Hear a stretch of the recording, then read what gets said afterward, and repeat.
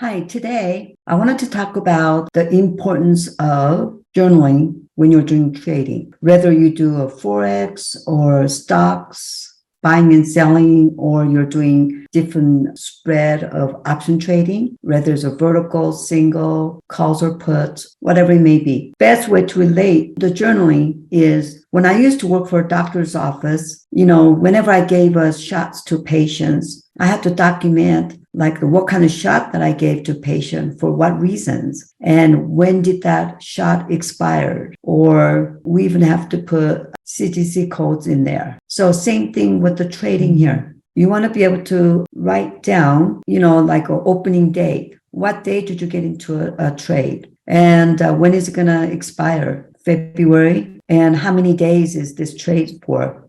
Total of 7 days. And what company is it? Symbol stands for the company abbreviation. JPM stands for, Stanley Morgan Bank, or J&J stands for Johnson & Johnson or Tesla, different symbols for the company. And then what type of options that did you get into? Was a down or up trade? Was a call or put? And how many quantity or contract in option trading? So it could be 1 or 5 or 10 or 3 or 4. Trade price. So the trade price is how much you pay to get into a trade. And then strike price is the strike price that you chose. If you did a single call, then it would be 1 strike price and you'll be on the put side. If you did a call, then it would be 1 strike price that you chose on the call side. And CM stands for current market. So what was the current market, for example, on JPM, the day and the time that you got into your trade?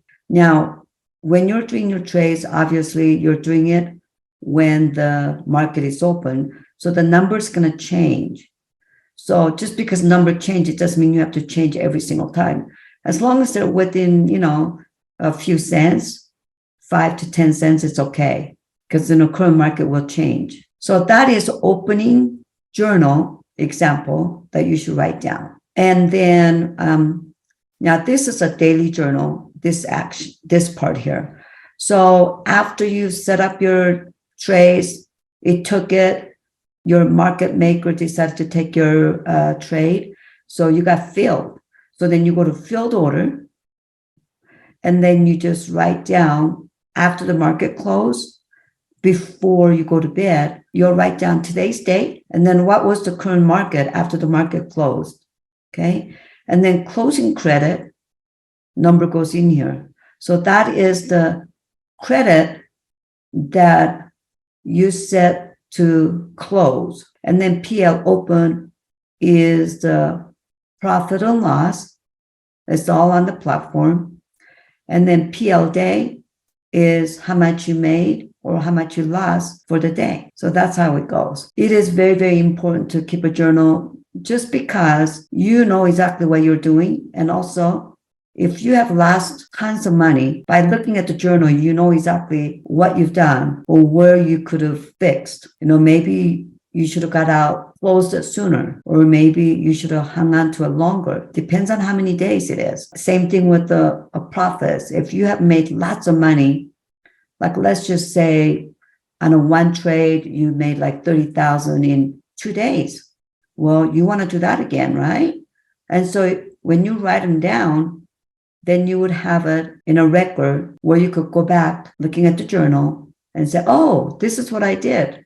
I could do that again, or I will do that again. And so it helps you both ways, whether you're losing money or making money, to go back to journal. But if you don't keep track of journal, then you have no idea. That's just like me giving shots to a patient and then just say, oh, patients will say, what kind of shot did I get?